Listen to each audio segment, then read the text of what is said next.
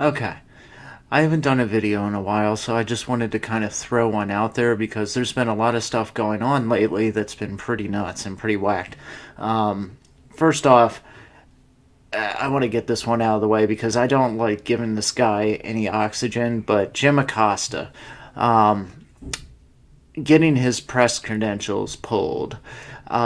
This was a long time in coming, obviously. I mean, the guy tries to make every press conference about him and Boohoo and CNN. We're not really the enemy of the people. Well, guess what? If you're lying to the people, if you're lying to us, if you're giving us propaganda and just endless spiels of bullcrap, then yes, you are the enemy of the people. If you're a massive news organization that is lying on a daily basis to the American people, then yes, I would say you're the enemy of the American people. This is not really all that hard to figure out. But this time, what the straw that broke the camel's back was the whole incident that I'm sure you have all seen now on Twitter or Facebook or YouTube. He yeah, he got into a little scuffle with a White House intern, and she tried to take the microphone from him. President Trump said, that's enough. He wasn't even asking questions. He was trying to debate. He was accusing the president of certain things. So it wasn't legitimate, and he was sucking the oxygen out of the room. He was taking up time, valuable time, that others could have been asking questions. They could have been doing all this. But instead, he wanted to focus only on himself, as he is wont to do. So, this video was released showing his arm coming down on her arm as she came in to take the microphone. What I don't like is people on the right trying to twist this to say that Jim Acosta assaulted this lady. Jim Acosta did not assault her. I'm not defending Jim Acosta in any way, but he did not assault the lady. I think we need to be very careful with the way we use words like assault or rape or anything like that. First off, out of respect to actual victims of those things, but also because, after a while it gets to be like the boy who cried wolf or the little girl that cried wolf. Nobody takes it seriously anymore when they hear it. Oh, he assaulted her. Oh, well, that doesn't mean anything. It just means that he might have brushed up against her, so who cares? That's what you get. That's the point you get to when you just casually throw that word around. And, if you watch the video, Jim Acosta did not assault that intern. He didn't intentionally hit her. He didn't grab her. He didn't push her. He just kind of held on to the microphone. If you really watch his arm coming down, it's in the middle of him gesturing as he's talking to President Trump and arguing with him. He's in the middle of gesturing, and his arm's coming down in a gesture, emphasizing something he's saying, and it happens to hit her arm. It's not his hand that hits her arm. He doesn't clutch or grab at her. It's just his forearm bumps into her forearm. So who cares, But I'm just saying, we should be a lot more careful with how we throw that word around. He didn't assault her, and he shouldn't be accused of it. He can be accused of a lot of other things, like lying to us, lying to the American people, being self-centered, narcissistic, a preening, spineless, soulless, valueless jackass. But he didn't assault anybody. He didn't rape anybody. He didn't attack anybody. Thank goodness that his press credentials have been pulled. That's a lovely thing. But in the long run, we just need to watch what we say. Second thing, this isn't going to be a long video. But the second thing is anybody else freaking out over what is going on down in Florida? Now they're doing another recount in Arizona, I believe, and that's already gone foul for the Republicans. I think we've lost that seat. Now, we have more than enough seats anyway, so we have the majority in the Senate. We can do what we want. But that doesn't mean we should just give up seats as they're stolen. and we should certainly prosecute and stop this stuff. So Arizona's kind of I don't really know what's going on in Arizona. And if it was just Arizona, I would say, let them recount, and I wouldn't worry too much. In Georgia, the Democrat there is refusing to concede the race because there's still some ballots left to be counted. Okay, but I was listening to a gentleman. I listened to the Federalist podcast, and he was saying that even if she were, even with the amount of ballots that still need to be counted in Georgia, there's no way that she could actually win. There's like a 0% chance that, I can't remember, Stacey Abrams, there's a 0% chance that Stacey Abrams could actually win. So who cares? Let her recount, let them count the ballots. That's what they should be doing anyway. That's what a vote's all about. We count the ballots and we see who wins. But I don't see anything dangerous going on. It's Florida, Broward County, that this is just pure insanity. As I speak right now, Governor-elect Scott, had filed a lawsuit against against the officials, Brenda Snipes and some of the others that are counting the ballots there. And the judge ruled that she has acted unlawfully and broken the state constitution in numerous ways, and gave her till 7 o'clock to turn over the ballots and the process over to, I guess, Republican officials under Governor-elect Scott. As I speak now, she is refusing to do that.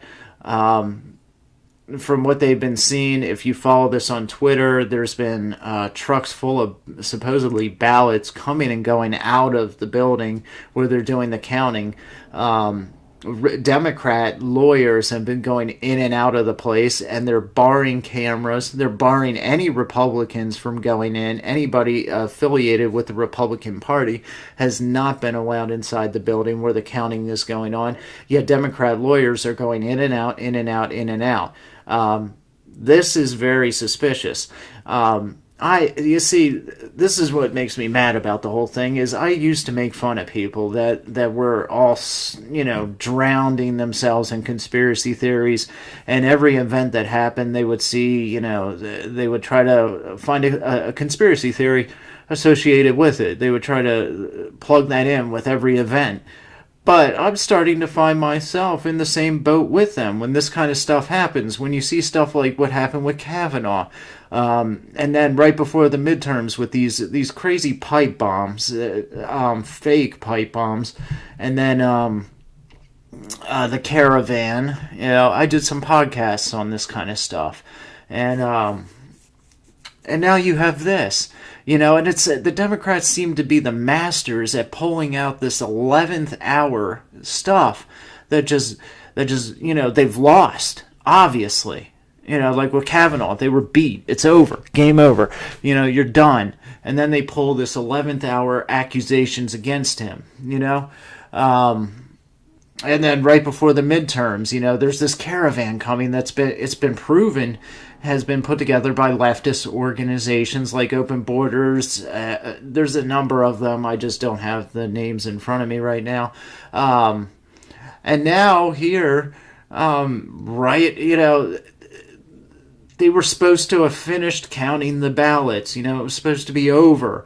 Any additional ballots were supposed to be reported, I guess, 30 minutes after the place closed, or 45 minutes or something like that. They haven't done that. Ballots are still pouring in 48 hours later. This is just, it stinks. How are you supposed to trust the voting process when this kind of stuff is happening? When every time you do your duty and you see your party that you're voting for and supporting is crossing the finish line, there's always a magical 11th hour something event that happens to change everything. It's incredibly suspicious, and what is going on down in Florida is I'm very skeptical about what's going on down there. I think that the events from Kavanaugh up to now have shown us the only thing that you can gather by looking at all this stuff is that the Democrat Party is like completely mired in outrageous corruption. And they will, I said this after Kavanaugh on my podcast, Woke Nation, they will do anything to gain power and to hold it. They don't care. And you're seeing that now with this voting thing. We'll find out. I mean, they're now moving to put Brenda Snipes in contempt. I think Matt Gaetz is going down there to take care of that. Marco Rubio has been flipping out over this, as he rightly should, for the past day and a half. And once they put her in contempt, I guess that's a warrant will be issued and she'll be arrested. And then they'll be able to actually start, looking into what's been going on here these past several hours, the past couple days, with these trucks coming and going with supposed ballots inside them. All these magical thousands of ballots that are just appearing out of thin air, just raining down out of the sky, and the really shocking thing, and the thing that kind of gets me, is that almost all of them are for Gillum. These are not, my legs are killing me. These are not ballots that are, proportionally balanced between Scott and, or DeSantis and Gillum, or Scott and his opponent, whoever that was. I don't remember.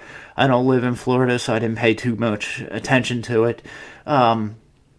But they're all outrageously for Gillum or whoever. They're always Democrat. These boxes of ballots, thousands of them, are just Democrat votes. The same thing in Arizona. Now, I don't know that what's going on there is outright corruption. I hesitate to accuse anyone over there. But, she was declared the Republican was declared the winner in Arizona, and now the votes are just we still have thousands, and oh shoot, we forgot about these hundreds of boxes in a school closet. What were they even doing there? So it's a lot of stuff that's just very shady, very suspicious. I actually wouldn't be surprised at this point if something along these lines started to happen in Georgia too, with Stacey Abrams, because that woman is hell-bent on winning, and she's a Democrat. And when there are Democrats that are hell-bent on winning, things like this, like what's happened in Broward County, start to happen. So, Stacey Abrams is demanding that every vote be counted. So we'll wait and see. I wouldn't be surprised if suddenly boxes and boxes of ballots, all with Stacey Abrams' names on it, suddenly appeared out of nowhere right at the 11th hour. This is bad. And it's not just bad because, you're finding corruption and everything with the voting process. It's not just bad because these are Democrats trying to steal seats that they very clearly lost. I'll grant maybe Arizona, since I don't know really what's going on there. I won't hasten to judge. But besides Arizona, Georgia, it's clear that Stacey Abrams has lost. Give it up, girl. Move on. You might have a career working for Oprah Winfrey or something. Maybe you can help her film the sequel to A Wrinkle in Time. But you very clearly have lost. And Gillum conceded, and DeSantis very clearly has won. Rick Scott already resigned his old post, and he's won. I mean, and they're trying to subvert that. The same thing that they've been doing for the past 2 years to President Trump. With this absurd Russian hoax, the witch hunt, which I'm not going to go into that because you all would just get bored to tears. We've all heard it 1,000 times now. So I just, this has been incredibly frustrating for me.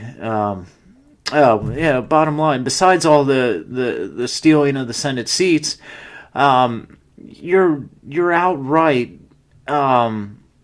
delegitimizing our voting process on a national level, because the entire country is watching this, what is going on in Broward County. And the entire country is now going to doubt the integrity of our voting system. They're going to doubt when they go to vote.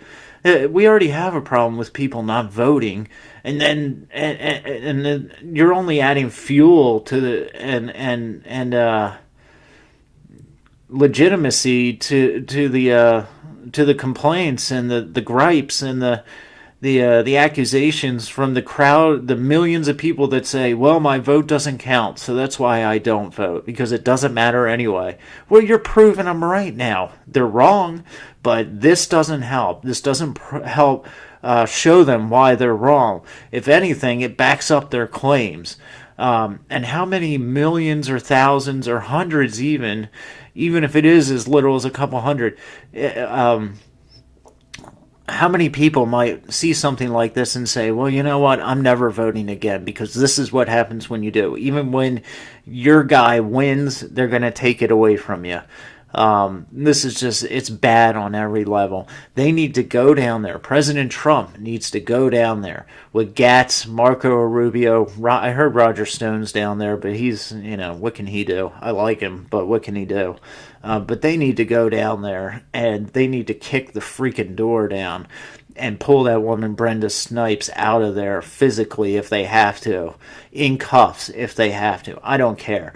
She needs to be taken down. And whoever is guarding that place like a little barricade and keeping Republicans out while Democrat lawyers are coming in and out, I don't care if it's the police force down there. Broward County's police force is already, with Sheriff Israel, is already an outrageous failure.